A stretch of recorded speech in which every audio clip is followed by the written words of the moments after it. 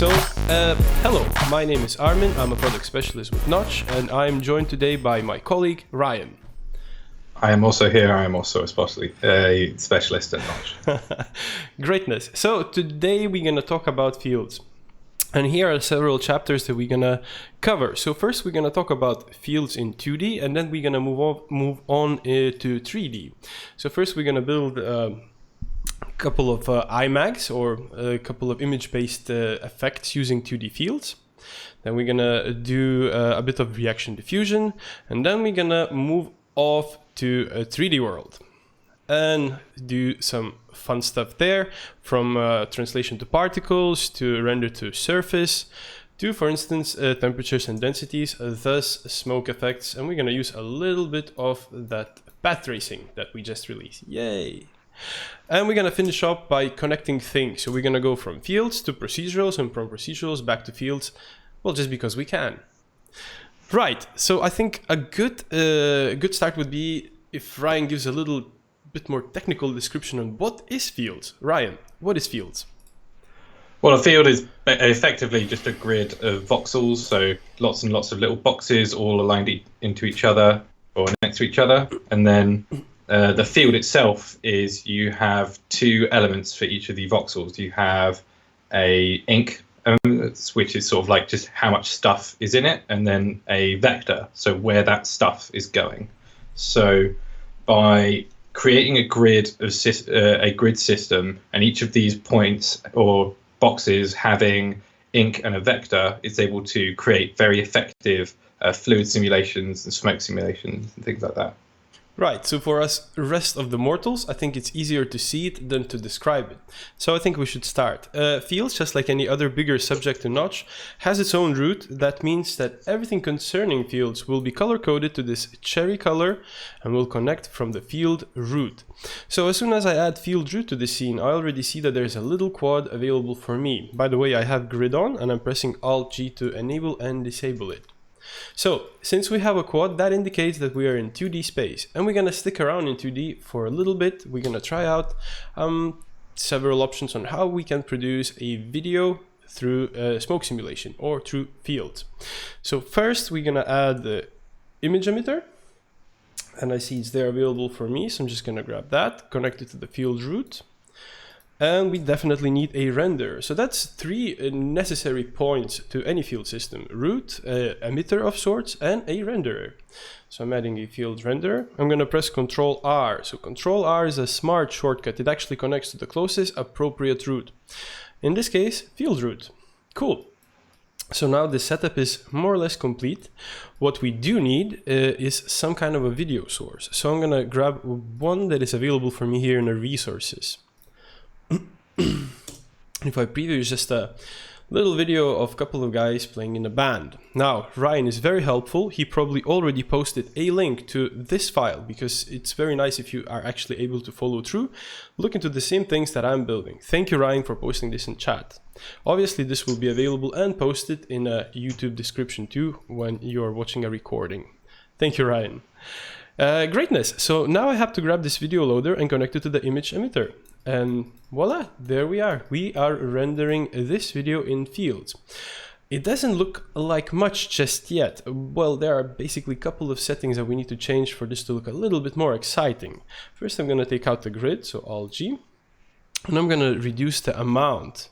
So as I'm reducing the amount, I start to see that there's some kind of a trailing happening. And that's great. That's exactly what we're going for. In fact, to amplify this effector, to show exactly how it looks, I'm going to add a effector. So the one that I want is Turbulence. And if I check the list of available effectors, I'll see that there's quite a few to choose from. So just like render and emitter, I'm going to connect it to the field root. And there we are. Now I see that there's something happening. Something starts to twirl and move and scatter. That's great. In fact, I can drop it even a little bit, maybe less. There we go. Now it's even more visible. Now, I know that Ryan is a big fan of making one specific setting in the field root, which is warp update at the edges. That just sort of makes sure that anything that is going this way doesn't pop up that way. So basically it doesn't pass through. There we go.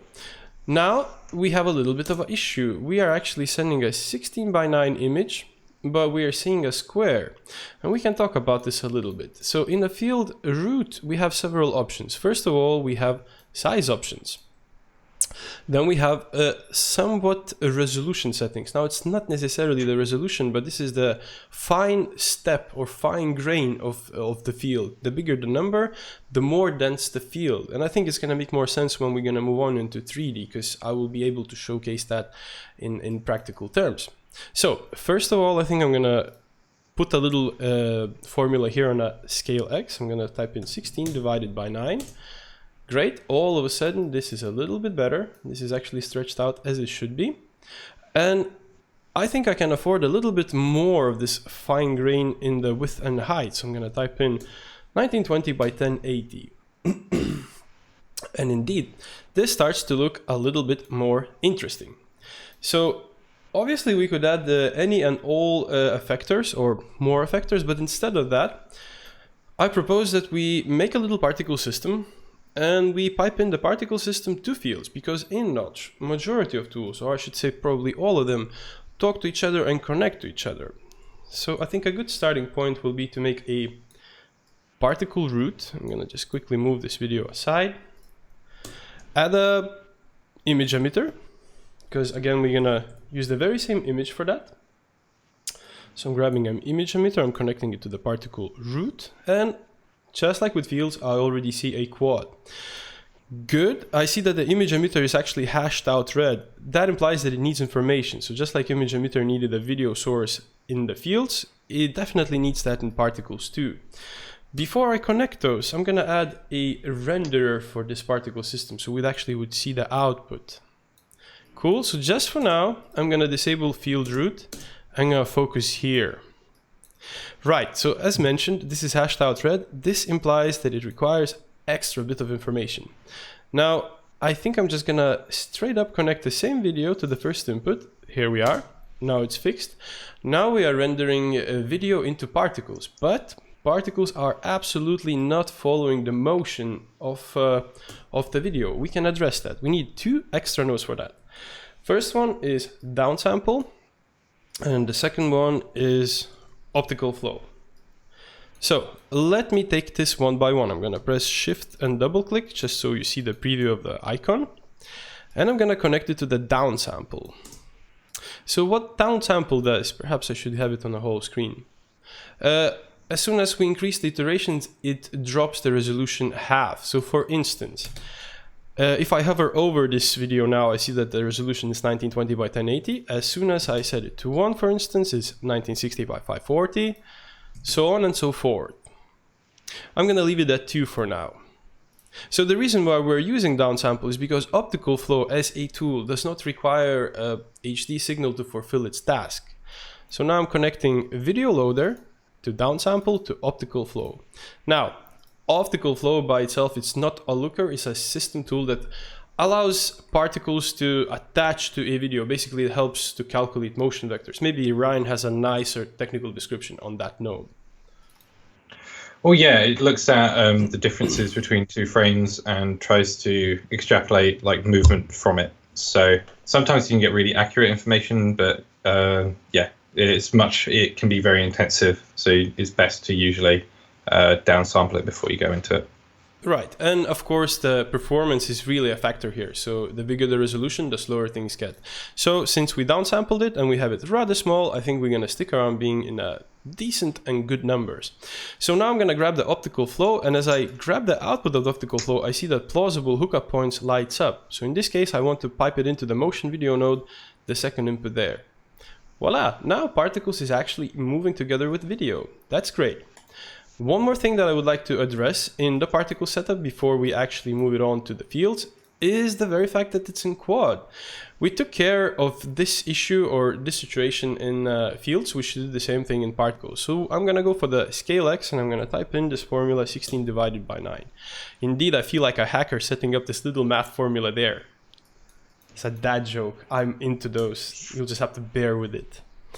Right, so now we can connect those 2 systems together. Just for the clarity, I'm going to bring back the field, so I'm pressing Ctrl 1 to enable it back. And I'm gonna make a little connection. That little connection will come in a form of particle emitter. So this will be a intermediate node that allows these two systems to talk together. So for now, I'm gonna disable the point render because I don't really need to see the particles. I'm gonna connect the particle emitter, the cherry one, to the field root. And now if I grab the particle root, I see that the first and the second input lights up. In this case, I'm looking for the first one, particle node. And as I connect, I already see that I'm producing particles in the field. Actually, just to see them well, I can even disable the image emitter as well. So now you see we have translated a little IMAG to a field system. Great.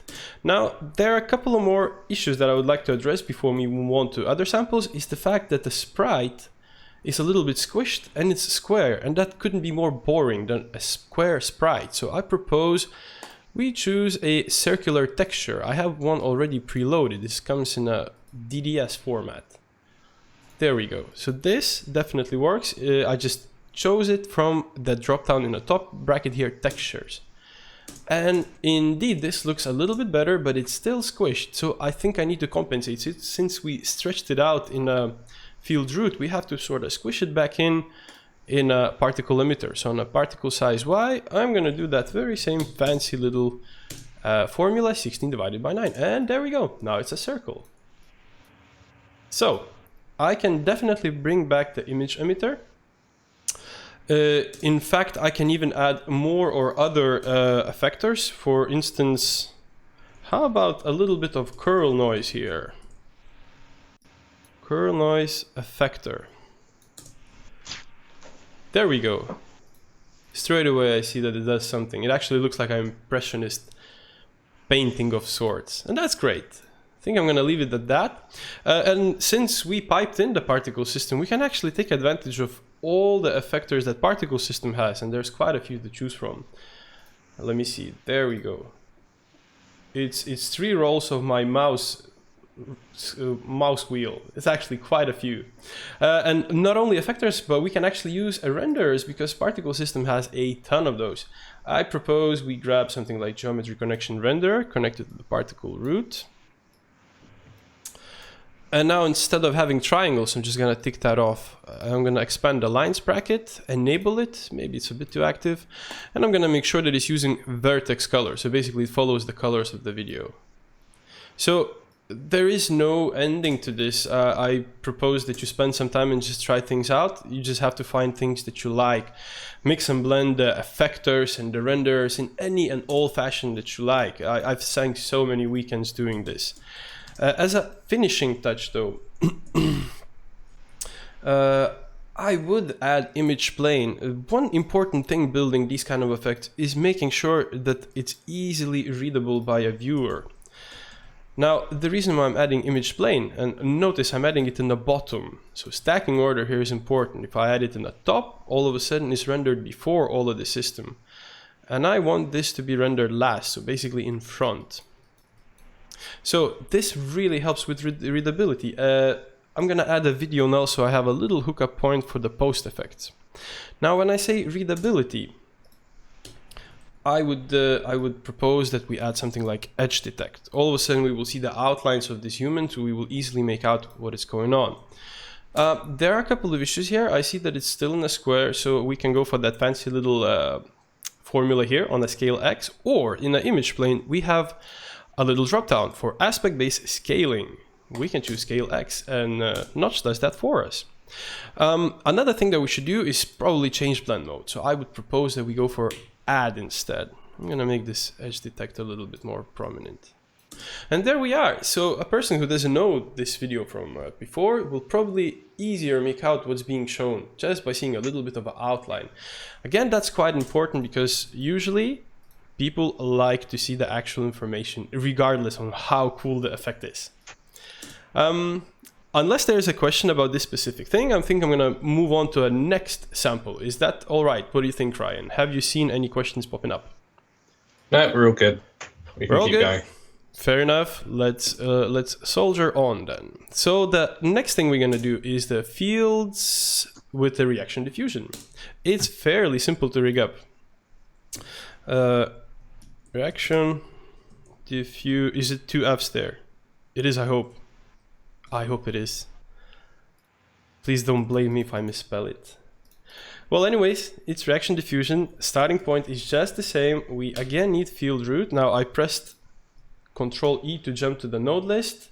I typed in the name, and as I scrolled through and pressed enter, it actually appeared for me here in the node graph. So now if I press Ctrl R, it will connect to the root. I'm just gonna be calling out some shortcuts that I find most useful throughout this this stream. Cool. So we need a renderer. So I'm gonna grab field renderer. And of course we need a reaction diffusion. So I'm connecting reaction diffusion. I think I'm gonna grab another type of video here. So this is just a little clip from a Metallica concert, because why not? And the way you enable it, you just connect it to the reaction diffusion first input, and there we go. It's working, although it is flipped. In a video loader, we have flipping options. So I'm just gonna unflip it. So I'm going for flip Y tick box.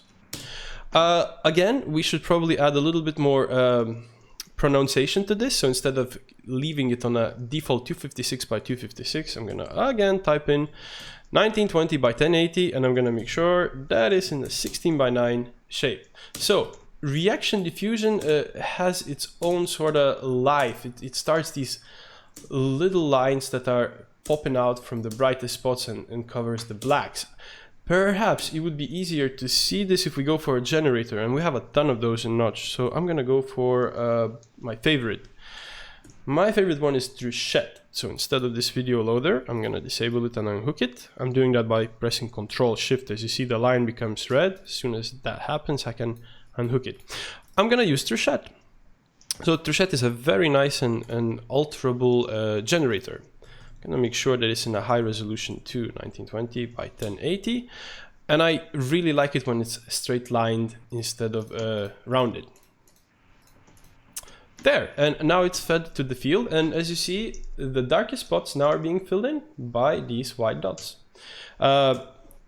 I don't think we're gonna stick around too long here. It's more up to you to decide how you want to advance this and what do you want to make of it. It is rather fun effect, and you might find it handy in your setups. However, I feel obliged to mention that reaction diffusion is a rather demanding thing on the field system, not for performance, but for the actual rendering of the system. So if you were to apply some effectors here, they will not work. So reaction diffusion is more or less a thing of its own. Again, it's a very specific thing, but I haven't seen this being used that great many times, so I figured I might as well mention that and show you guys how to hook it. As you see, it's relatively simple. Armin, I have to ask a question. Absolutely, shoot it. Did you coincidentally just do the Truchette generator, or did you happen to see the questions coming by? I strongly believe that more people in this world love Truchette. I think I'm gonna start a movement called Truchette. No, I didn't see the comments. Were there a comment about that? Yeah, there was a comment. Someone was asking almost exactly what you just did. Oh, brilliant then. So there we are. You almost exactly did it. Brilliant. As mentioned before, we have a ton of those. So under the generators, just take a moment, check it out. There's always one or the other being added with every single release, because these little tools right here enables you to do a lot of things with more powerful systems. You can feed those to deformers, to, as you see, reaction diffusions, and all the other crazy. Well, let's just leave it at that for now then. And I propose that now it's a good time to move on to 3D world. Ryan, would you agree? Are we good to move on? Yeah, let's go to the 3D world. Fair enough. Let's call this Fields 3D. So the starting point here will be absolutely the same. We still need field root. I'm adding that. And as we've spoken in the very beginning of the stream, this is a quad. But as soon as we add at least one iteration more to the depth, it becomes a cube. So we are moving on to the 3D. So I propose that we match these three numbers, so we have a matching number in all three directions. Depending on your GPU, if you feel that your machine is a little bit underpowered, I would suggest to always start with the numbers of 100 by 100 by 100. Now, I know that my machine can actually handle this quite well, so I'm gonna flush it up to 256 by 256 by 256. Let's add a couple of more nodes to the scene. We will need a primitive emitter, and I'm connecting it with the control R. We're gonna need a renderer, and I'm grabbing a field renderer. And as I start simulation, I see this shape of a coin coming in.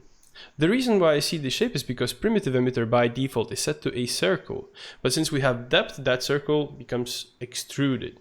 So I propose we change it to a sphere. Now, quite an important point. Some of the changes, or majority of the changes, for them to kick in fields, you actually have to restart the playhead. Now, when I say restart the playhead, you have to press either home, or if you have a laptop, then it's FN arrow key back, or this icon here in our UI. So that just brings the time marker to 0 and refreshes the playhead. So remember, guys, I mentioned that fields consist of little grains of sand, for instance, or from little iterations. So this is a very good opportunity for me to show you guys what I mean. If I reduce the numbers, as you see, the step becomes much more crude, much more pronounced, like much bigger.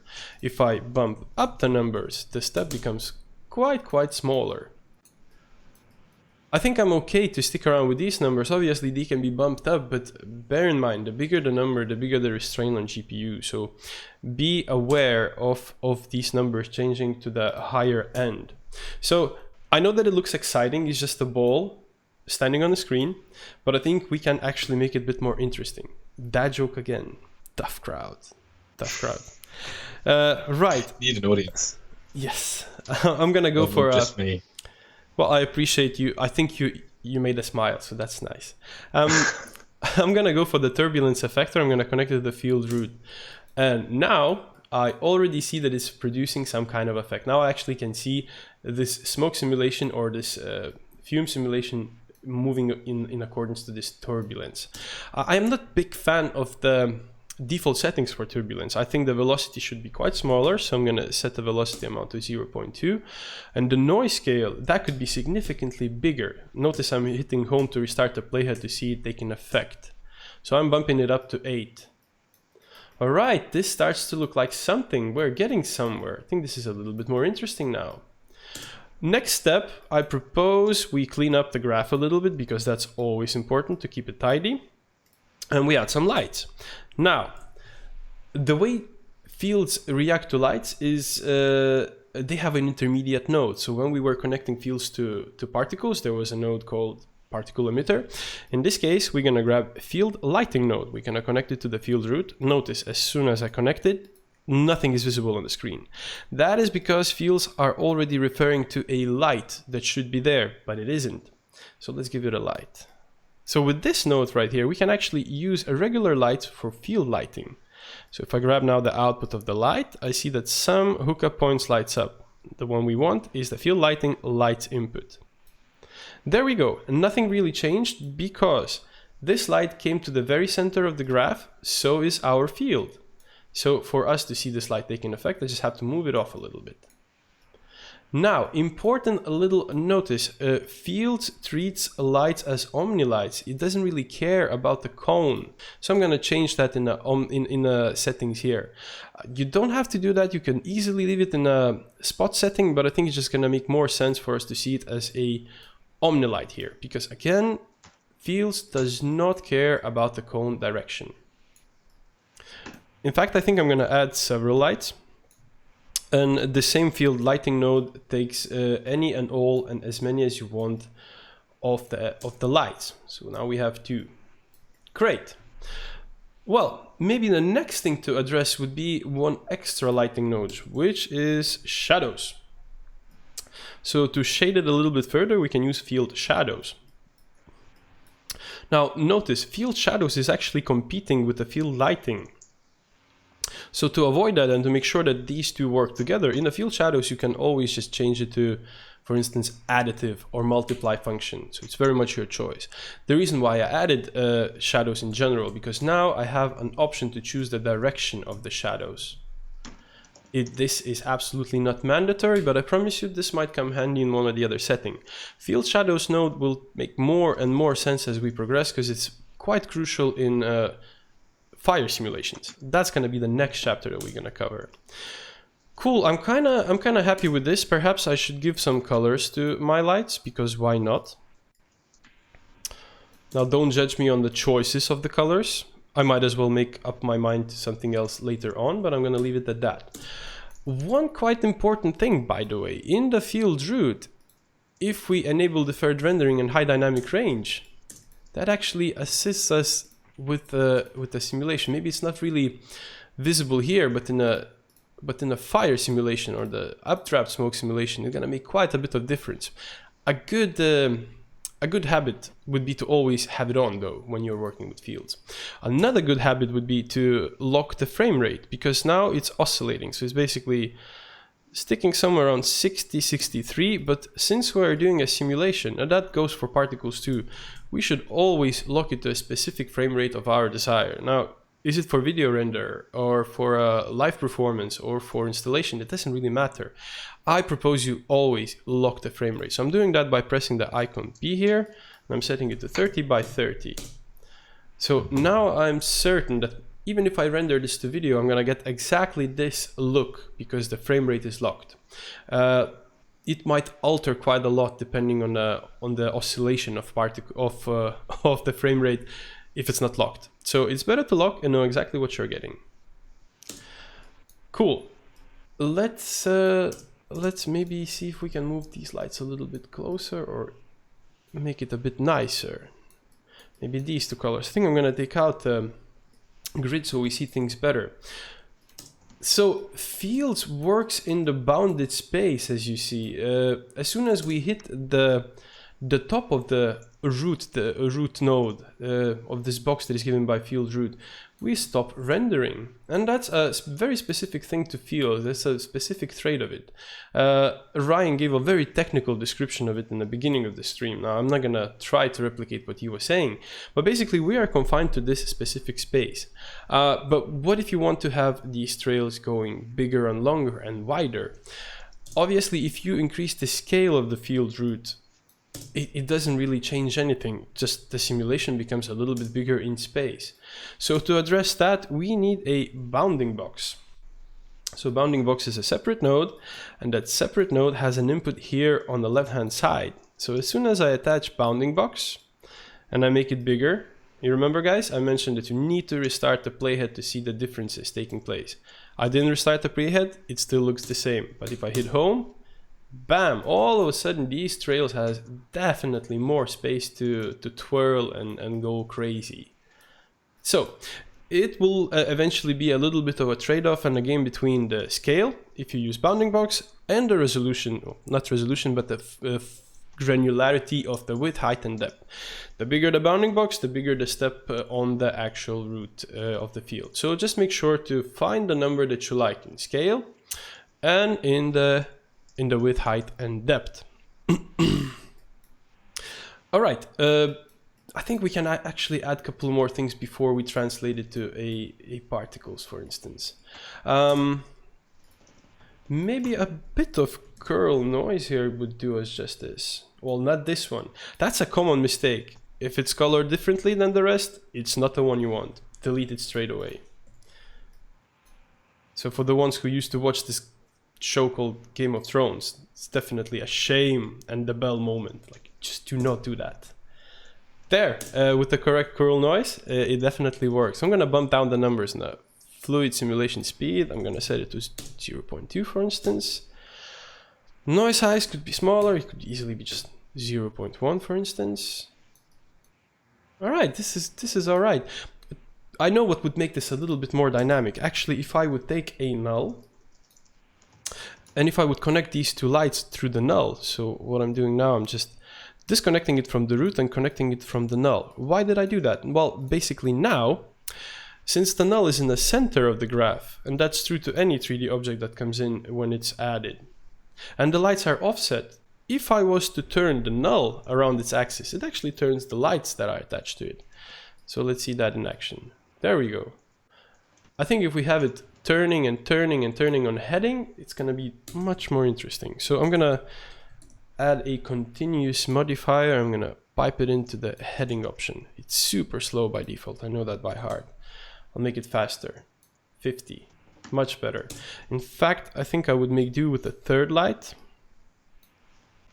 And this third light should be covering the dark side of the field simulation. Oh, you come on, you have to be connected. There we go. So now all three sides are visible. And as you see now, as I mentioned, lights are just moving around this null.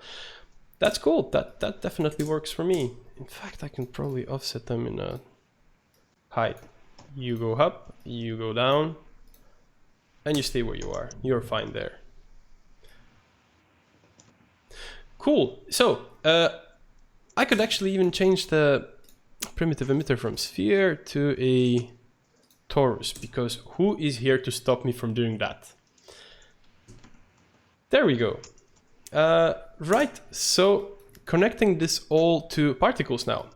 We can actually translate this all simulation and render it out as particles. So if we were going from particles to fields, now we're going to go from fields to particles. So again, I'm going to add a root node, so particle root.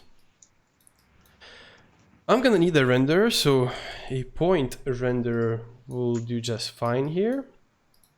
And now I need a field emitter, because we're going to be referring to this system right here for the emission. There we go, it's there. It's not necessarily very well visible, so I'm going to make sure that the point renderer is in additive mode. Maybe a bit more alpha. And as you see, it's referring to the lights and to the shadows, all the things that are coming from the fields. One gotcha thing though, when you're translating the field system to particle system, it doesn't refer the scale of the bounding box. So basically it still thinks of this as the scale that is given by field root. So if you want a bit bigger space for the simulation, I would say that perhaps you should then decrease the primitive emitter in size to have that bigger trail. But that's just a little gotcha.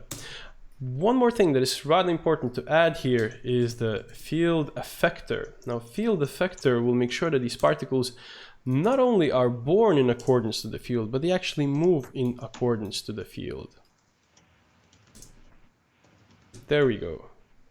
So now this looks much, much slicker. Just for the sample, I might as well disable the field renderer so we see the particles only.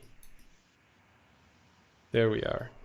We can even take out the whole lighting thing completely. Oh no, then it requires that. There we go. So one more thing that I might suggest here. For now, I'm gonna disable the point render. We don't want to see the particles. I'm gonna bring back the bounding box that we have a bit bigger thing. Is exploring the post effects. Just like any other thing in Notch, it can be affected by posts. My favorite here would be frame difference. Now, this post effect is not necessarily made for visual value. It's more for a technical readout of the luminance. Brian probably has a better technical description.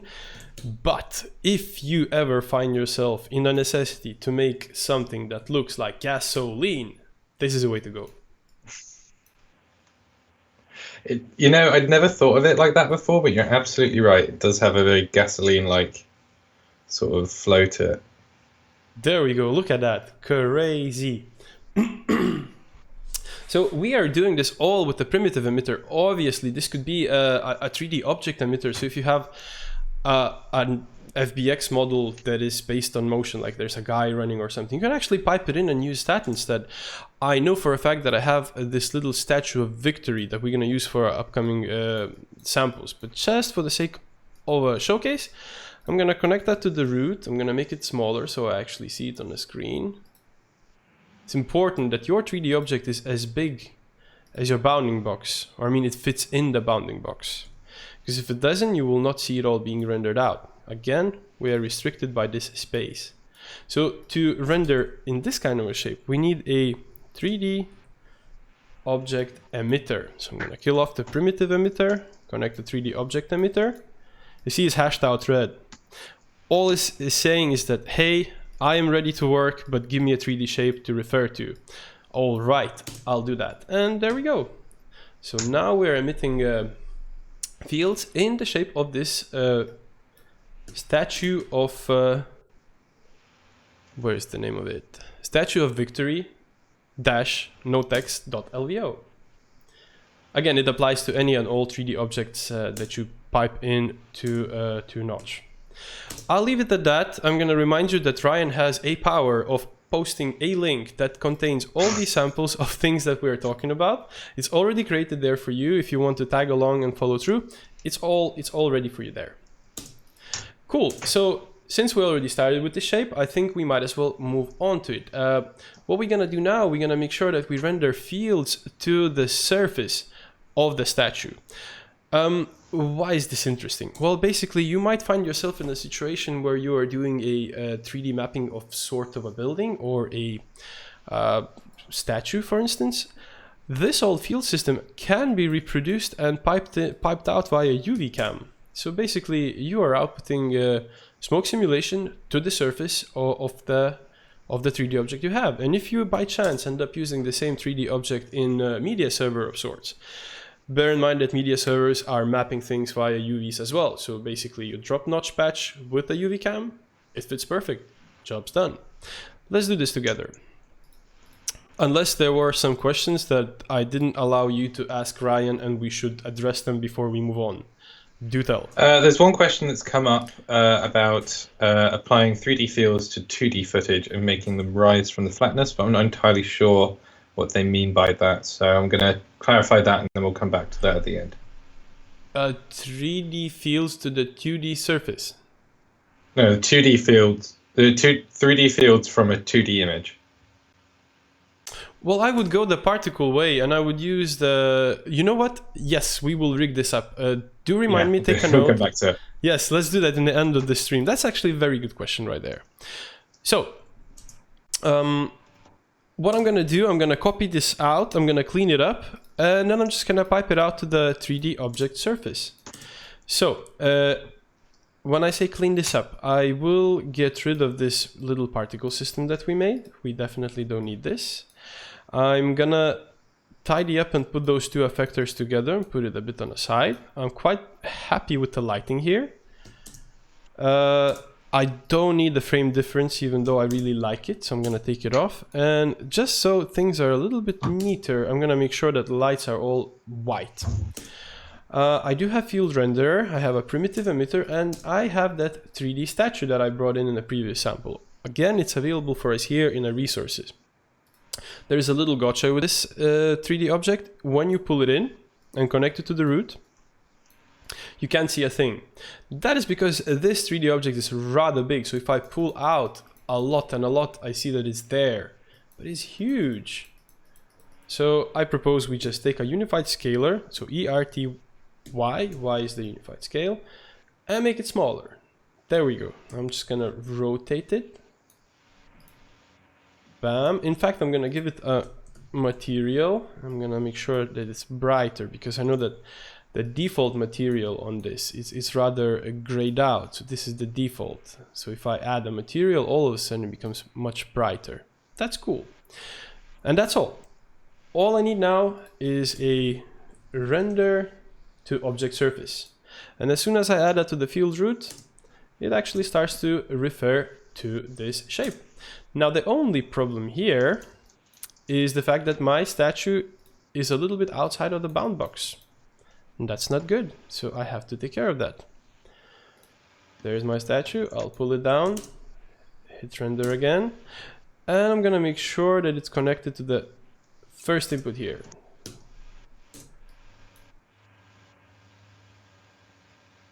Field render is not needed, that's what was tricking me. Obviously, if we're rendering to object surface, we don't want to render in general, so I'm gonna take that off, and there we are. Maybe the lights could be a little bit dimmer so we see a bit more of shading. So now we are rendering all these fields to a 3D shape. And as mentioned before, we can then choose to output it all to the UV cam.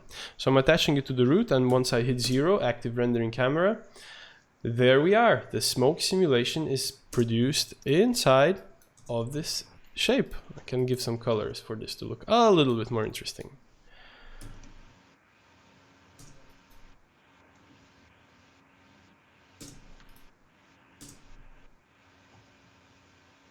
Yeah, that doesn't make any much difference.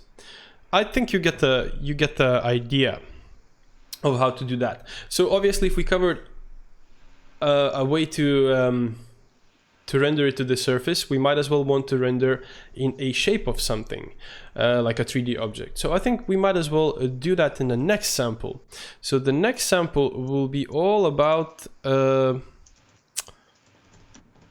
fields in a fire simulation, for instance.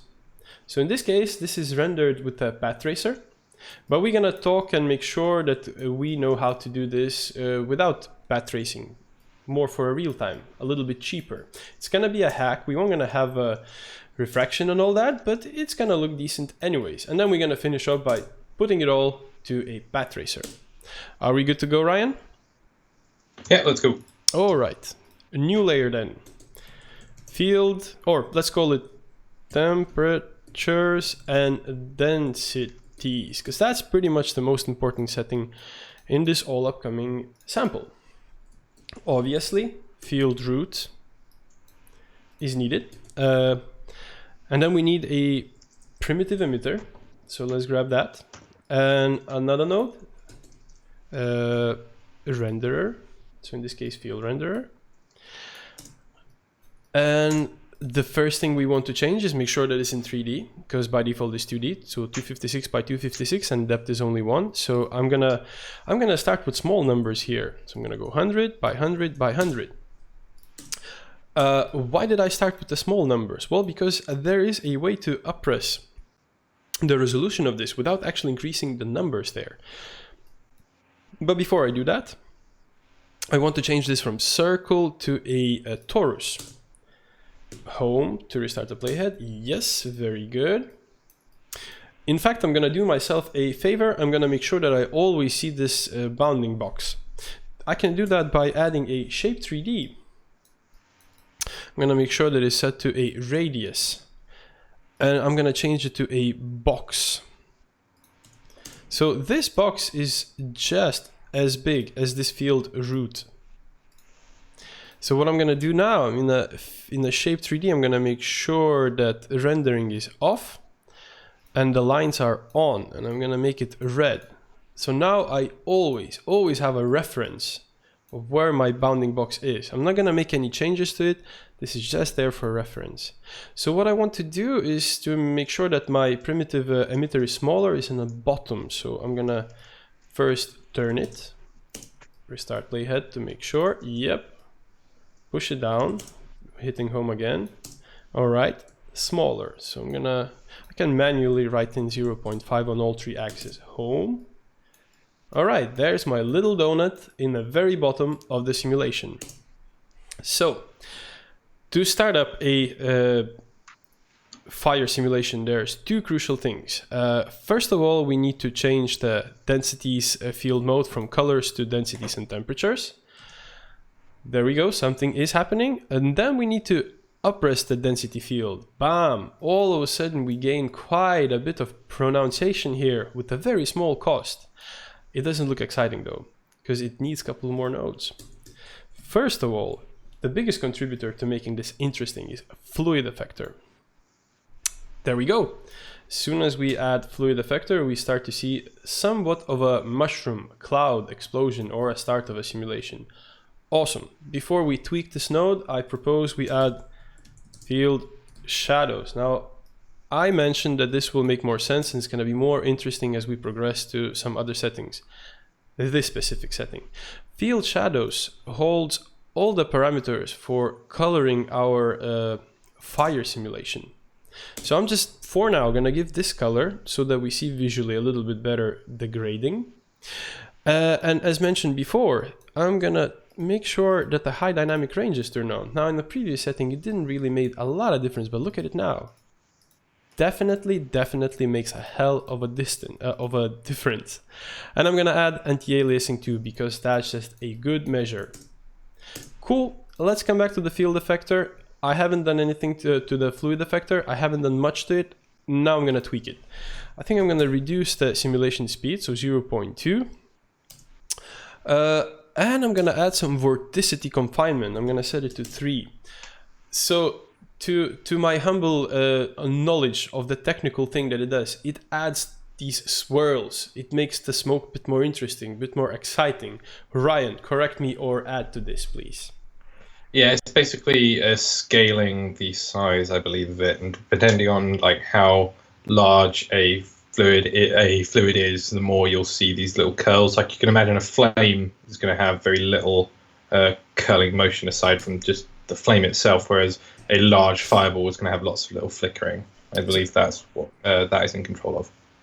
Yeah, so I think I'm going to stick around with a 0.2 on a simulation speed and 6 on a vorticity confinement. Now it's a rather large scale here. I might reduce it later on. I'm going to come back now to the field shadows, and I'm going to tweak the colors a little bit. So for instance, now I'm tweaking the top of it. So this smoke part of it. And obviously to your liking, you can tweak all of these parameters, and I'm not going to call them out. You just literally have to try it out. The name says it all. Light brightness, shadow density, temperature intensity. Tweak it to your liking, spend a minute there, or a weekend. I spend the weekend. And you'll find something that you enjoy. Let's address the motion in the scene a little bit more though. In this specific thing, I think Turbulence again will contribute quite a lot. And I'm gonna come back to my favorite settings. So velocity amount, quite small, 0.2 for instance, and noise scale 8, so rather big. These two I always change, and this is more or less where I end up going. I've tried quite a few settings. These are to my best liking, to be honest. Cool, this is a little bit more interesting now. If we added Turbulence, why wouldn't we add Curl Noise? Because these are like best friends there. Small number on the simulation speed, quite bigger on a noise amount, for instance 20, and quite small on the noise size as well. And that right there is a good starting point. I would imagine you'll find your own perfect settings there as you please. A bit more here or here, not really, a bit smaller.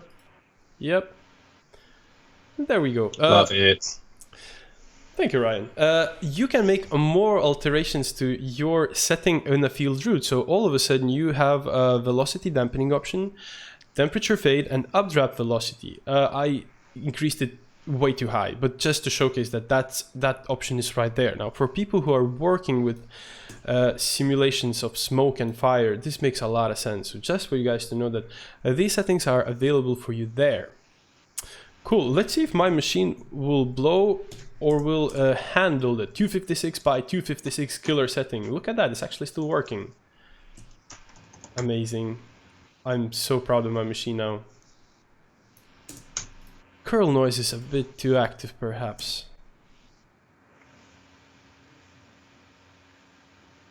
Yeah, it's not really doing anything now though. No, not much, not at all. Let's bump it up. I think you might want to increase the velocity fading as well, I think.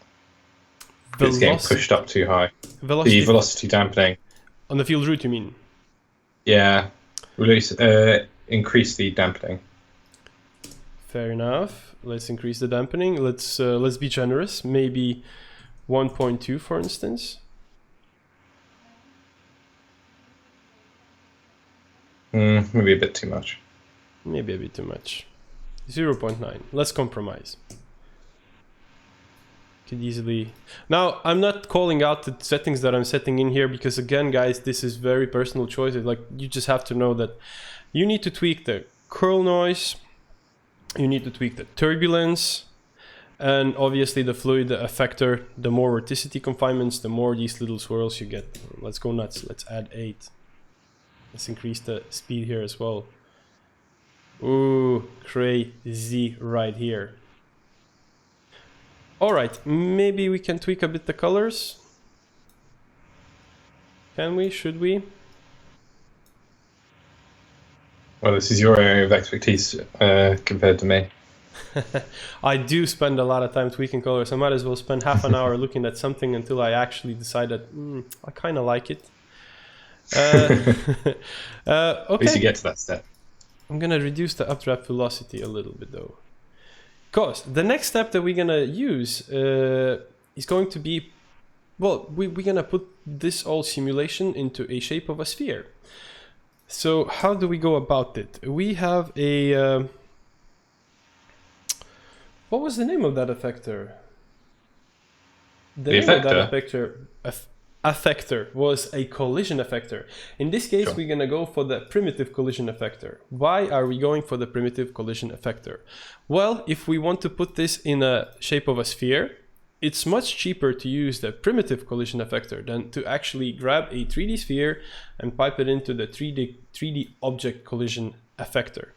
3D object collision effector will cost way more on your performance. So if it's not an intricate shape like this statue that we used before, and if you just want to put it in a sphere or a ring or torus or box, I would suggest you always go for a primitive collision effector. Right, and I'm gonna connect it. And as you see, it's doing exactly the opposite of what I wanted it to do. So in a primitive collision effector, I have to choose the option invert shape. And as I do that now, it should be restricted and bounded in this sphere. And I actually see that, yep, it's respecting the sphere. Brilliant. We are halfway there. In fact, since we spoke about a relation of particles and fields before, I think we might as well do that here. We have an effector called point effector. So point effector allows us to connect particle system and influence the field system with it. So basically, point effector takes advantage of the points of the particles and it sort of interacts with fields. We might as well set that up. So I'm going to connect it to the field root, the point effector here. Let's build a small particle system. I'm going to be quick about it. Connecting to the root. Primitive emitter. I'm quite sophisticated and happy with the shape that it has, although it does have 30,000 particles from the start. Way too much for what we need. I'm going to drop it to 10, and I'm going to match the max particle count number 10 that I just set in a particle root 2. So I'm going to set it to smallest available number 64. That's just for the performance reasons. And obviously, we want to see those particles. I'm going to add point renderer. There are my brilliant particles, particle size. Just make them bigger. It needs some kind of a motion, so I think I'm going to add vortex. And let's just make them spin around and around. Let's turn it this way. Yep, they're spinning maybe a bit too fast. This is all right. So, since we have this little particle system now, we can connect it to the point effector. And as you see, as I grab root of particles, the first input point source lights up. That's exactly where I want to pipe it in. So let's see if I need to tweak the, well, let's tweak the velocity amount. We will see it better. Ah, you see? There we go. So now particles are drafting this and spinning it around. If you are ever in doubt how to use one or the other node in Notch, there's two options that assist you. For instance, I don't know what it is. What is this fine thing point effector? I can right click and choose an option called manual page. And all of a sudden, straight away, you will be brought to the manual page, and manual page describes you exactly how, where, and how and where to use it. If you already have the node in the scene, we have a little question mark. That question mark brings you to the very same spot, manual. Ryan is working relentlessly in expanding the manual. We are helping him out as much as we can. Thank you, Ryan. You're all welcome. I'm increasing a little bit more so we see it a bit better. In fact, in a field root, maybe we could give a little bit more of the updraft velocity so they go a little bit higher. So basically it has a little bit more draft, more push upwards. And I don't think I need to see these points. They don't really add much of visual value. They're just there to reference where the particles are. So I'm just going to kill it off. So next thing that I want to do, I'm going to disable this bounding box. I don't think I need it anymore. I am gonna build a shape 3D that will have reflections on it. So I added a shape 3D. First thing I want to do is I want to make sure that it's set in size mode, not diameter, but radius. All of a sudden it jumped to the scale of field root. You see now it's more or less the same. Now we don't see anything because we already have the third rendering on. That's fine. I'm not gonna add any lights. I'm actually okay with not being able to see the sphere, as long as you guys know that that's a sphere there. What I'm gonna do though, I'm gonna grab a HDR image of this anger. I'm gonna pipe it to the environment map. And now, since I have environment map in the scene, I can grab a material and I can say, hey, material, there's environment map. Look at it or work with it. There we go. Now we actually see the sphere. It doesn't have any lights. It's just reflecting this environment map that we piped in. So in the material, I'm going to make a couple more tweaks. In alpha mode, instead of opaque, I'm going to choose alpha blended. And instead of linear, I'm going to go for additive. And there we go. Now we have somewhat of a see-through material that resembles glass. It's not a glass, but it's see-through and it has some reflections on it. And that's pretty much all we want at this given moment. That's fine. In fact, I think we can add a little bit more subdivisions, because if I check the wireframing of things, I see that there's not great many points of geometry here. So in the shape 3D, I see that there's subdivision X and Y. I'm going to bump it up to 50 by 50. Actually, to make things a little bit more visible, I'm going to add a skybox. So skybox will allow me to use the very same HDR image as a skybox. There we go. So this is probably the cheapest way to make a reflective, not reflective, but a see-through surface that sort of resembles something like glass. I think now it's quite the time for us to turn the path tracer on and to make it into a more realistic glass. But before we do that, I want to mention that a lot of nice HDR images can be found in a freeware website called HDRI Heaven. I cannot give a bigger thumbs up to these guys. They are relentless in expanding the library and making it very easy for us all mortals to use. So you have a little preview of how every single HDR looks, and you have a choice from 1K to 20K. Notch is a more on the real-time use tool, so 20K maybe is not a fine choice for Notch. I would recommend something like 4K or 8K at the very max. But just so you know, it's there and it's all free. Great little website. All right, so how do we produce this, or how do we change this up to a path tracer? Well, we're gonna need to swap out this material. We have a glass material. There it is, glass RT material. I'm gonna pull that in. I'm gonna disconnect this material now, so Control Shift.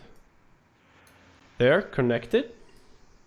And I'm gonna enable the ray tracing in the root. There's one more node needed, which is path tracer. So I'm adding a path tracer to the scene. And notice path tracer has an input for the field. So I'm gonna connect the field root to the second input here. And there we are. We are getting definitely there. Let's see. Let's make sure that it speaks to the environment map.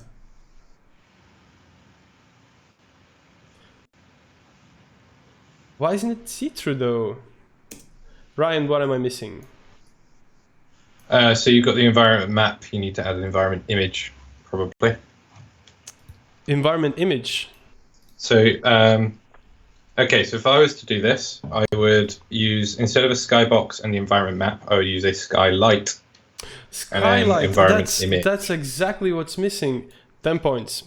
10 points for Ryan. Skylight.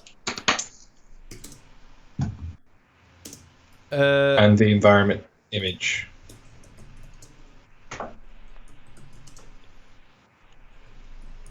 Environment image. So I connected where? That goes into the skylight. Bam. And obviously it should be using the very same HDR. I don't think that was the right button. What was that? What did you just connect it to? Environment image.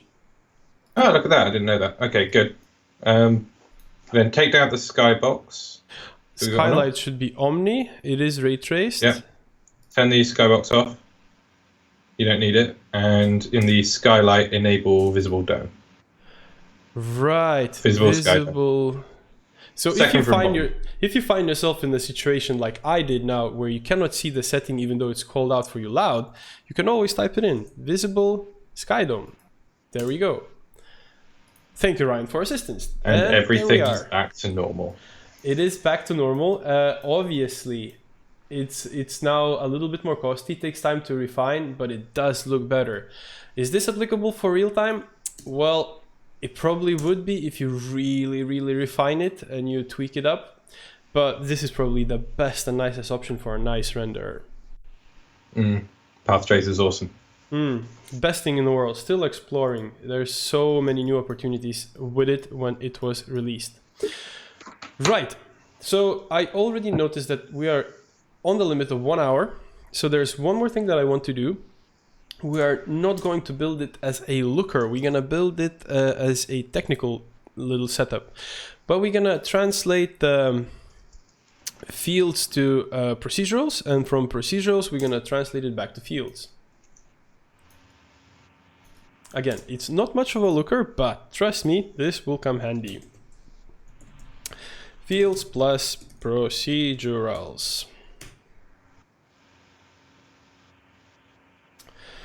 So, if we want to use fields with procedurals, there's one crucial difference. Instead of field root, we will have to use field level set root. Field level set root renders a field system a little bit different, and it allows it to be piped into the procedurals. So, apart of the fact that I'm changing out the field root to the field level set root, I'm not going to make many differences from the previous settings that we had. We're going to go for the primitive emitter. I'm going to straight away make sure that it's set to a sphere, for instance. And just for the showcase, just so we see what's going on, I'm going to add field renderer. We weren't going to need that actually. Obviously, this should be matched up. So 100 by 100 by 100, because as you've seen, we've been in a flat 2D world, because that's just the default of fields. So we need to match these up. And now I'm going to add some kind of a motion. I'm going to go for my favorite, which is Turbulence, 0.2 on the velocity amount. Noise scale 7, please and thank you. Hitting home, it's working. So with this little system set up, let's move it away. I'm going to pipe it all to the procedurals. So typing in root, procedurals 2 has a root because it's quite a big subject. Instead of a renderer, it has different nodes. In this case, procedural meshing. You can think of it as a renderer because basically it will convert or will translate everything to meshes. So I'm adding that to the procedural root, procedural meshing. And now we need an intermediate node for these two to connect. And that will be level set field. So I'm connecting that to the procedural root. Now I can pipe it in. I will straight away disable the field renderer because I don't need that anymore. There we are. Now we are producing a mesh out of this smoke simulation. I could easily add a little bit of lighting, for instance, for us to see what's going on. So I'm going to add skylight. I'm going to make sure that the deferred rendering is on. Maybe it should be a bit bigger and significantly cheaper. So 20 by 20 by 20, because I need it only for the reference. Okay, it's a little bit overblown. There we are. We just produced a 3D mesh out of the field system. Now we could go on and tweak it a bit further. For instance, turn on the HD smoothing or increase error tolerance to make sure that there's no gaps. Maybe add some smoothing if that's a choice. Seal boundaries, because if boundaries are not sealed, sometimes you might see the little holes popping up on the top left and, well, basically anytime it's hitting the wall. Ah, there we go. So if we seal boundaries, that is all solved. But we will not spend a lot of time in that. Instead, we're going to send it all back to fields with the field root. But before, I think I'm going to choose torus, because torus is just nicer. Who on earth does not like donuts? I think everybody does. Monsters, Armin. Monsters, indeed. Monsters don't like donuts. Yeah. Only monsters. Okay, so let's bring it back to fields. Field root, connecting it to the root. I'm gonna make sure that it's in 3D, so 256 by 256 by 256. Renderer, yes indeed, field renderer. And now we need an emitter. In this case, procedural emitter for fields.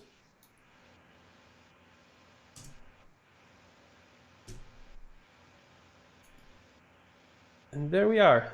It's a little bit hard to see, so in the procedural meshing, I'm gonna take out the visibility.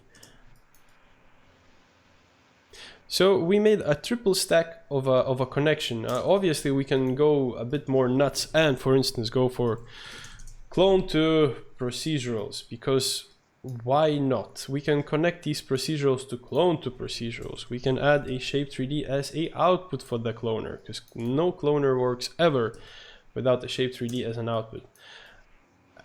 We could probably spend quite a few hours just going further and further and getting more and more crazy, but I think you get the gist. And now you know how several systems connects to fields, and hopefully now you're aware on how the basics of field works. There is no shortcut here. It's all about tweaking and finding the parameters that you like. Specifically, if you're going for something like temperatures and densities, smoke simulations. There are so many little things that can be changed and should be changed to make it pretty. Is it effectors? Is it oh, actually, one thing I didn't mention here, and Ryan forgot to remind me, actually. I did. I know what you're going to say. Exactly. We have a little tool that makes these kind of simulations a little bit faster and cheaper. So I think I'm going to disable the ray tracing. Disable this shape 3D as well, just so we see it better and I can showcase it better for you. Big reveal. The thing that fields has, and for instance particles doesn't, is deformers. There are a couple of deformers that are designated just for fields. The one that I'm talking about now is the FBM deformer. So FBM deformer is a very good friend if you want to add some details for a very, very cheap cost. As you see, all of a sudden I have way more swirls, and trust me, it didn't add that much to the performance. Yeah, so that's one little gotcha that I forgot to mention. Not gotcha, but a handy tip. So I hope. I can even go even further on the handy tip, actually. Please. If you go into the field root, right, and halve the width, height, and depth. If I type in 2, divide by 2. I feel like such a hacker doing this. It's so cool. All right, done. So if we just play now, quite clearly it's dropped in resolution, but it's also running significantly faster. Another thing we can do is within the FBM deformer, you can up-res the densities. Upsample. So what this is going to do, yeah, upsample even. Oh, look at that. So what this is going to do is increase the resolution of your the ink part of the field, but keep the fluid simulation the same, because the fluid simulation is the most difficult part, or most taxing part. You can often find a balance where you can up-res the ink part of it and down-res the fluid part of it, the vector part of it, and get a much faster simulation, which looks mostly the same, but better. Cool. So there's my tip. That's a very nice little touch, Ryan. Thank you for that. Yeah, let's leave it for now. Let's leave the setting for now and let's talk about questions. Is there any? If so, let's address them. I remember there was one. What was it? Well, let's go to that question on 2D images to 3D fields. Yep, 2D images, 3D fields. 2D... So we'll take your... I think I actually, in the background, I was processing on the side. When I say processing on the side, I was thinking about it while I was building this. I think the easiest way to go about it is actually, first of all, make this image into a particle system, add effectors, and then pipe it to the fields. I think I'm going to do that, and hopefully that's exactly what this person was looking for. I'm gonna use the Well, same yeah, video. it's difficult to really say because there's so many different. It entirely depends on the look you're going for, depending on how you want to do this. So Yeah. if you just want to take an image and make it into, I'm moving away from my mic slowly over time. If you just want to take an image and stick it into a field system, you could obviously use the field image emitter. But you know, if you want to do something more interesting, then as Armin's going to show, it's often much easier and nicer to use the image emitter. I'm not calling out particles and pipe it through. I'm not calling out what I'm doing because we literally built this together a moment ago. If anything, just roll back to the beginning if you're watching a recording, and you will see exactly what I'm building, or I have given explanations there. So we got it to this state, but we haven't added any effectors. So if I add now curl noise fluid effector, for instance, there you go. It's actually moving left, right, and center. So I can take this and translate that to fields, and you will have 3D parameters, 3D depth to it. So adding a field root, obviously have to make sure that it's in 256 by 256, so it's in 3D. We will need a renderer, so field renderer, and yet again particle emitter. So with a particle emitter, I can connect a particle system. I'm gonna disable the point renderer. And there we are. Maybe a bit more brightness. Is that what we were going for? Is that what we were looking for? Like a 3D out of a 2D image? It would require a bit more love and tweaking, but I think this is the essence of it. This is the beginning. Yeah, you could definitely work from there. I can't remember exactly who asked that question. Before we started, there was one person asking about this setting here. I would imagine this is the very same question that popped up again. So I was recreating this to more or less my understanding. Obviously, if we were to increase the subdivisions here, I'm going to jeopardize the performance of my machine, and hopefully it's not going to blow up. It becomes more fine-grained, or sort of more pronounced. So you just have to see how far can you push it until your GPU says no. And of course, having a sprite, which is a square, it's super boring. So as soon as we set it to a circle, it's a little bit better, and we can push it on and on and on. I don't necessarily think we need the color information here. Let's see if we can take out the colors here. I guess the easiest... Oh, yeah, go for it. I'm gonna go for the fast fix. I'm gonna choose color correction with the U, the British color, and I'm gonna apply it straight on the. I'm gonna apply it straight on the source, and I'm gonna take out saturation. There we go. I think it looks much more appealing when it's black and white. You know what? We can even make it magical. You guessed it right. We're gonna add some glow. Now, it's magical. Right. Any more questions? Sorry, I scrolled through. I think we're good. I like the beginning. Well, you don't have to color it off. That's fine too. We can keep the colors, of course. That was from a while back, so I couldn't tell you where it was. Fair enough. Yeah, you will fill me in. I would imagine then. Can we see more of the source image? How would you mean more source image? Like, can it be more visible? Obviously, it can. Then it's all about tweaking this setting so that it's a bit more revealing. Otherwise, we can add image plane. Where are you, tiny sorcerer? Image plane. Let's pipe it in. Just like last time, I'll just add... Oh, actually, I need a null so I can add edge detect. And then we will see a little bit more of the source, of the sauce. We need this to be additive. There we go. Now we see the sauce, and now we see the simulation. All right, well, guys, thank you for your patience and presence here. It was very good 1.5 hours. I hope you found something that you enjoyed, and thank you, Ryan, for some really nice and handy tips. See you next time, and thank you for tuning in. Well, thank you for joining. Bye. All right, see you in a bit. Good seeing.